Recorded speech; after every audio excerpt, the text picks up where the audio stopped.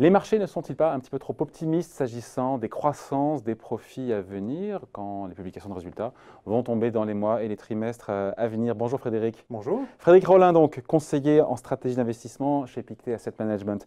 On a des marchés, encore une fois, qui sont quasiment au plus haut, drivés largement, on le sait, par les politiques monétaires qui continuent à être généreuses, qui le sont encore plus, les taux d'intérêt qui sont encore plus bas sur les obligations souveraines, donc mécaniquement ça fait monter les actions. Parmi les drivers importants des marchés, il n'y a pas que la liquidité, il y a aussi évidemment les bénéfices futurs, les profits attendus. Et là, votre sentiment, c'est que les marchés ont, comme souvent, chaussé leurs lunettes roses et attendent des croissances trop importantes par rapport à... Mais c'est un classique, en général, on attend toujours beaucoup, et puis finalement, c'est un peu révisé à la baisse. Est-ce que c'est dramatique? Alors, d'abord, oui, c'est un driver important, et même c'est le grand driver en théorie, à moyen terme. C'est-à-dire qu'au bout d'un moment, il faut quand même que, voilà, quand la liquidité arrive, ça fait espérer les investisseurs d'une croissance économique et de profits, mais à la fin, il faut que ces profits soient effectivement délivrés. Souvent, ces dernières années, ils ont été quand même plutôt révisés à la hausse, et finalement... C'est quoi un peu les chiffres sur les dernières années, alors, avant de s'intéresser à ce le chiffre qui a, je dirais, vraiment... était assez massif l'année dernière. Les États-Unis, l'année dernière, 18, c'est 25% de croissance bénéficiaire.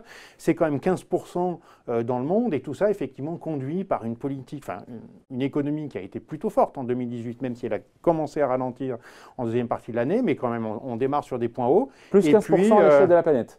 Voilà, croissance bénéficiaire des entreprises cotées dans le monde, voilà. Plus 15%, je note, voilà. Attention, l'élève note, en 2018. Non mais, et donc, 2019 ? Alors 2019, on commence le début d'année, je dirais, la fleur au fusil, les analystes et les investisseurs attendent quelque chose un peu en dessous de 10%.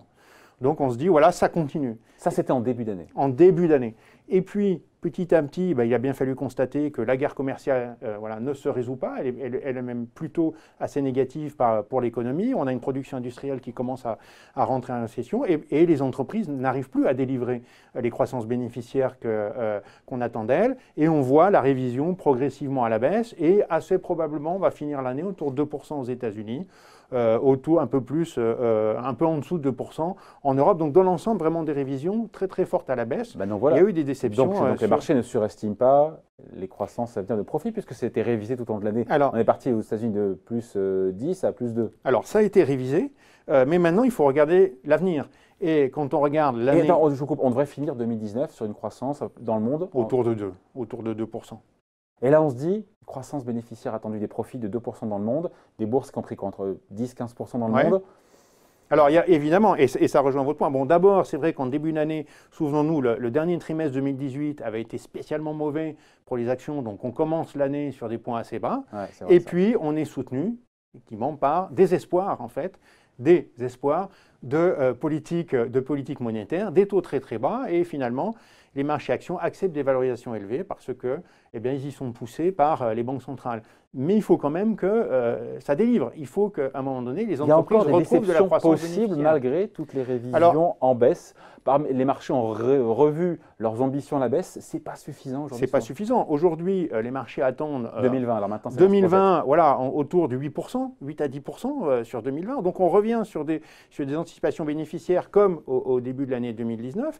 Et quand on regarde nous nos indicateurs économiques, on a quand même des PMI mondiaux qui sont en dessous de 50, un secteur manufacturier qui est en récession, les services qui commencent à baisser aussi, on l'a vu notamment en France et en Allemagne hier. Nous, quand on regarde ça, on est plutôt sur des croissances bénéficiaires autour de 2%. La croissance bénéficiaire, c'est quoi? C'est la croissance nominale. Et puis ensuite, les variations de marge, c'est-à-dire que quand l'économie décélère fortement, les entreprises conservent souvent une masse salariale assez importante, elles n'ont pas le temps de s'ajuster, les marges baissent et la croissance bénéficiaire chute d'autant plus. Et on est, pour nous, dans un moment où les marges... Les investisseurs, ils le savent, ça. Je veux dire, parce qu'il y a comme un gros écart entre les plus 8, plus 10 attendus en croissance bénéficiaire pour 2020 et vous, ce que vous nous dites, à savoir, les profits ne vont augmenter que de 2%. Alors, regardez aux États-Unis. C'est pas un peu trop sombre, vous, quand même, non, chez Pictet? Non, je ne pense pas. Pas un peu dark chez Pictet? Non, pas du tout. On essaye d'être le plus vite possible. On annonce, par exemple, que les marges aux États-Unis vont baisser. C'est normal, la croissance ralentit et en plus, on a un taux de chômage qui est très très faible et les entreprises le disent. aux États-Unis, il est très difficile aujourd'hui de trouver une personne à embaucher pour l'emploi qu'on veut lui donner. Donc des pressions sur les marges relativement importantes, mais qui ont commencé. Hein, c'est-à-dire que voilà, les marges aux États-Unis sont vraiment quasiment au plus haut. Elles étaient pas loin de 12%, ce qui est un record historique. Et là, on voit quand même qu'elles commencent à baisser. Mais les analystes, eux, les font remonter pour l'année prochaine. Et pour vous, ça, c'est une erreur? Pour nous, ça, c'est une erreur. Parce que, alors, on peut se tromper. Et notre erreur. C'est pas possible. Notre erreur, oui, ça nous est arrivé plus d'une fois. Hein. Voilà. Mais ça voudrait dire quoi? Ça voudrait dire que ça y est, l'économie mondiale repart.